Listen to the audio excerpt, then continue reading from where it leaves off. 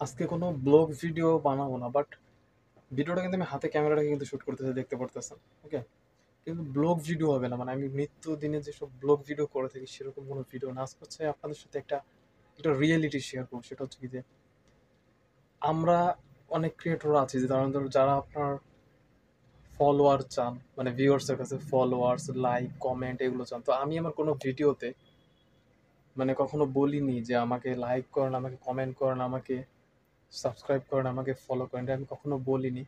তো এটা আমি বলি না কেন? কারণ মানুষ এইগুলো দেখে যখন মানে আপনার এইসব কথা শুনে যখন আপনাকে ফলো করবে বা লাইক করবে, কমেন্ট করবে, তো এটা হচ্ছে একটা করুণার মতন হয়ে যায়।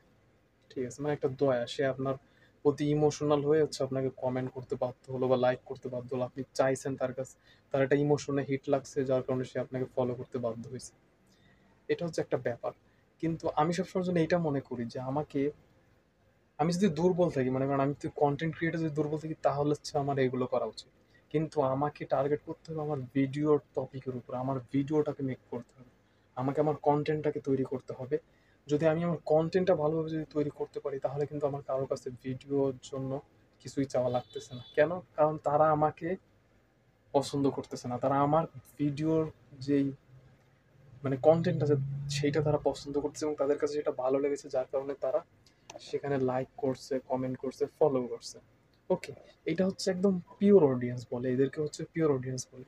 আর ওই যে আমরা যারা মনে করেন আপনার করোনার মাধ্যমে যে ফলোয়ার বা সাবস্ক্রাইবার বলেন বা লাইক বলেন, কমেন্ট বলেন, এগুলো যারা আমরা চাই, এগুলো হচ্ছে কারা চাই জানেন? যাদের মনে করেন কন্টেন্ট ক্রিয়েটর কোনো আইডিয়া নেই, তারা কিভাবে ভিডিও বানাবে, কি করবে, মানে তাদের উদ্দেশ্য খালি ভাইরাল হতে হবে। আসলে ভাইরাল হওয়া কোনো ব্যাপার না ভাই। আমি অনেক ভিডিও ভাইরাল করছি, ফালতু কন্টেন্ট আপলোড করি বা যে কেউ ভাইরাল হতে পারে, বাট পরবর্তীতে দেখা যায় সে কার কন্টেন্টই বুঝে পাচ্ছে না যে সে কোন বিষয়ের উপর ভিডিও বানাবে।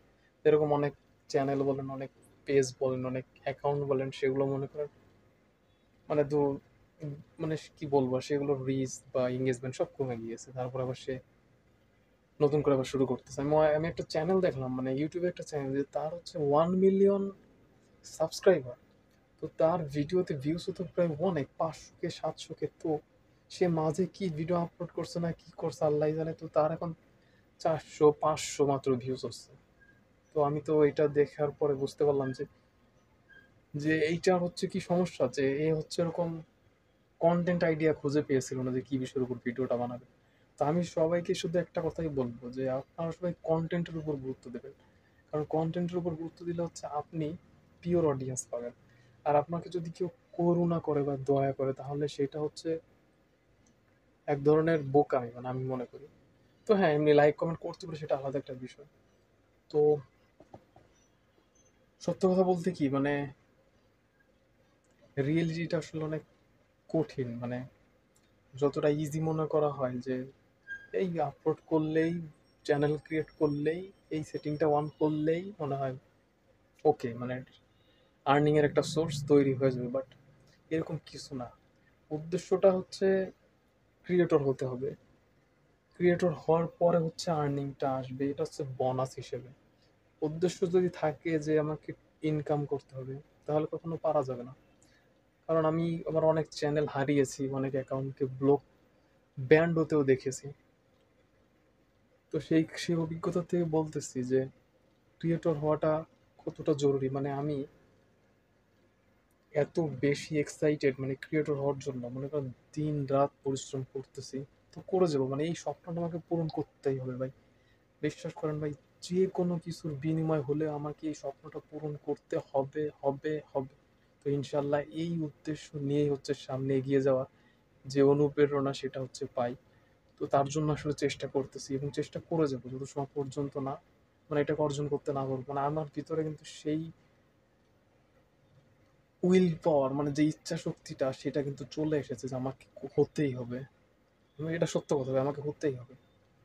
তো সবাইকে একটা কথা বলবো, সেটা হচ্ছে কি যে আপনারা কন্টেন্টের উপরে গুরুত্ব দিন। কারোর কাছে দয়া বা করুণার মতন করে কোনো কিছু চাওয়ার দরকার নেই।